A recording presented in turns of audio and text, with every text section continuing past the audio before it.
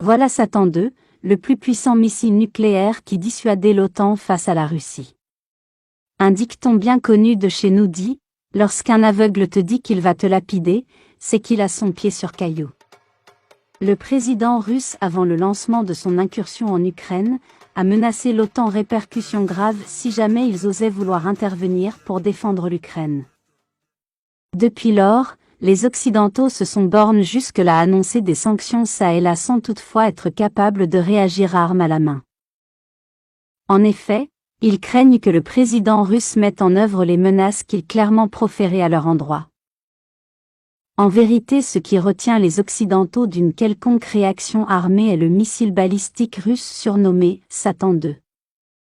De son vrai nom RS-28, Sarmam est surnommé Satan II par les Occidentaux. Ce missile russe est le plus gros jamais construit. Le Satan II est un missile hypersonique, 7 km par seconde, et est équipé d'une technologie furtive qui lui permet de tromper les radars de l'ennemi. Il est de même capable de frapper une cible à 10 000 km. Sachant que la Russie et les USA ne sont séparés que de 8 881 km et que la France n'est qu'à 6 217 km, cette capacité place tous les pays européens et plusieurs villes des États-Unis dans sa trajectoire. Satan II serait équipé de 12 têtes nucléaires qui lui donneraient la capacité de détruire des pays comme la France en quelques secondes. Il aurait une charge de 40 mégatonnes, ce qui le rendrait 2000 fois plus puissant qu'une bombe atomique. Satan II est développé par la Russie depuis 2009 pour remplacer le SS-18 ou Satan I. Jusqu'à présent, aucun média ne pourrait nous dire s'il est entré en fonction dans l'armée russe ou non. Ainsi, la somme de la crainte de l'utilisation de Satan II et des autres missiles comme Satan I, Avangard, Zircon, etc. ne donne en aucun le courage à un quelconque pays atlantiste de se frotter à la Russie. Il se limite donc à des condamnations et des sanctions qui reviendront comme un boomerang au visage des Européens tout comme les précédentes.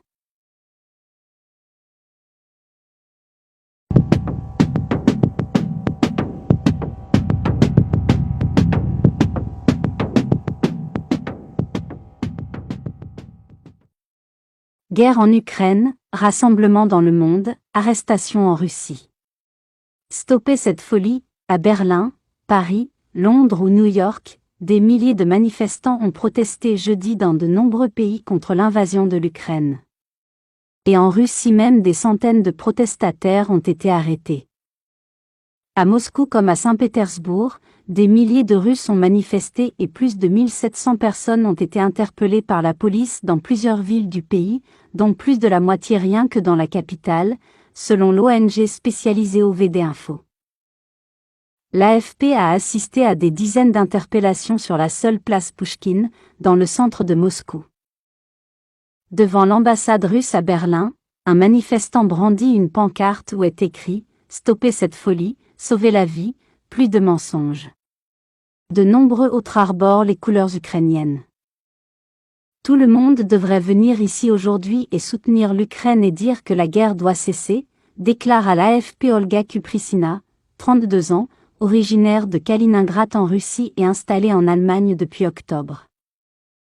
Criminels de guerre, les Ukrainiens et les Russes sont frères et sœurs.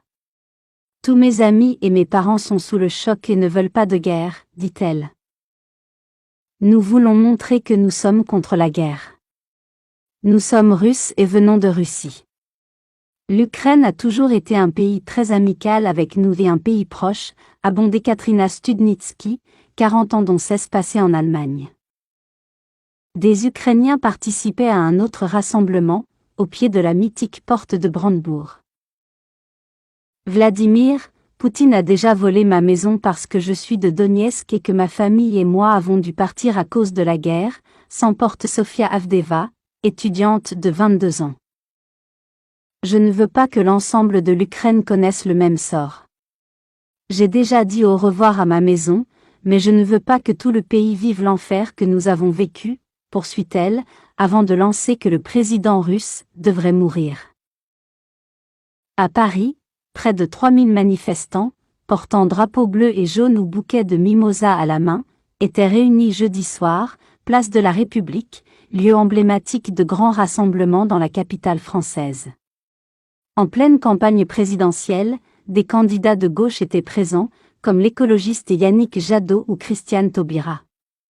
Des centaines de personnes s'étaient déjà rassemblées plus tôt devant l'ambassade de Russie à Paris, ainsi que dans d'autres grandes villes françaises. Liberté, sur Times Square, la célèbre place de New York, où quelques 200 Ukrainiens s'étaient réunis, Dmytro Zurba, 36 ans, ne croit plus trop à la communauté internationale. Ils n'ont rien fait ces 8 dernières années, depuis l'annexion de la Crimée, d'où il est originaire, déplore-t-il. Tout le monde a essayé de jouer la diplomatie avec la Russie. Mais vous ne pouvez pas, s'emporte-t-il. Vous vous rendez compte, il y a une vraie guerre au cœur de l'Europe, en 2022. Comme Dmytro Zurba, beaucoup s'inquiètent pour leurs parents qui sont restés au pays. Mes parents sont médecins. Ils resteront là-bas, ils refusent de partir, explique Katrina Bielieva, 34 ans. À Londres, quelques centaines de manifestants, en majorité des Ukrainiens, se sont rassemblés devant les bureaux du Premier ministre Boris Johnson, à Downing Street. Nous sommes désespérés. Nous ne pouvons pas nous opposer à la Russie et il semble que le monde entier a peur de lui, peur que Poutine le punisse, ce qui lui permet d'aller toujours plus loin, de tuer encore plus de gens, a expliqué Libby Lubofodor. En Géorgie, théâtre d'une intervention russe en 2008, des milliers de personnes ont manifesté dans les principales villes. Poutine a attaqué non seulement l'Ukraine aujourd'hui ou la Géorgie il y a des années, mais l'idée même de liberté, estime à Tbilissi Keti Tavartkiladze, professeur de mathématiques de 61 ans. Drapeau brûlé. À Prague, où les chars russes étaient intervenus en 1968, plusieurs milliers de personnes ont manifesté sur la place Venceslas, puis se sont dirigées vers l'ambassade de Russie, en portant une grande caricature d'Hitler et de Poutine. À Varsovie, pays limitrophe de l'Ukraine, un drapeau russe a été brûlé par un manifestant devant l'ambassade russe. Des rassemblements ont aussi été organisés à Washington, Istanbul, Beyrouth, Tokyo, Dublin, La Haye, Amsterdam ou Berne. Nous nous sentons détruits, c'est un très mauvais sentiment quand votre mère vous appelle à 6 heures du matin et vous dit que la guerre a commencé. Alors nous avons décidé de quitter notre lieu de travail pour venir dire « non » devant l'ambassade de Russie, déclare à l'AFP Yevgeny Ozipchuk, un mécanicien automobile de 27 ans, qui a participé à un rassemblement à Stockholm. AFP